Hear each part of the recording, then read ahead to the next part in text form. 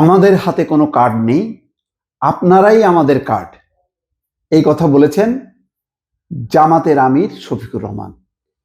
এর মধ্য দিয়ে বুঝতে পারছেন দর্শক, নির্বাচনকে সামনে রেখে কথার লড়াই জমে উঠেছে।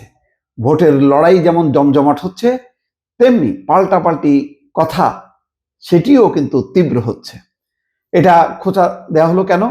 যেহেতু তারেক রহমান বলছেন ওই যে নারীদেরকে ফ্যামিলি কার্ড দেওয়া হবে, কৃষকদেরকে কৃষক কার্ড দেওয়া হবে বা কৃষি কার্ড দেওয়া হবে, সেটাকেই একটু অন্যভাবে কটাক্ষ করছেন জামাতের আমির।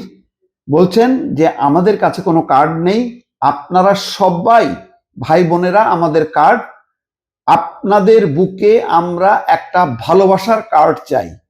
আপনাদের সমর্থন, দোয়া এবং ভালোবাসা দিয়ে আগামী দিনে বেকার এবং দয়া মুক্ত একটা বাংলাদেশ আমরা গড়তে চাই।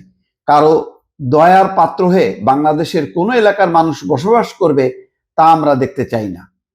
আসলে কি কার্ড দেওয়া হলে কি তাই? মানে এটা কি দয়া, দাক্ষিণ্য, এই করুণা সেটা কি মিন করে? এটা তো অধিকার হতে পারে।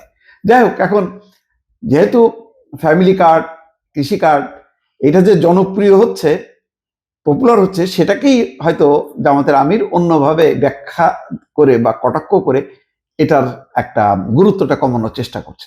চলবে, কথার লড়াই চলুক, ভোটের লড়াই আরো জমজমাট হোক দর্শক।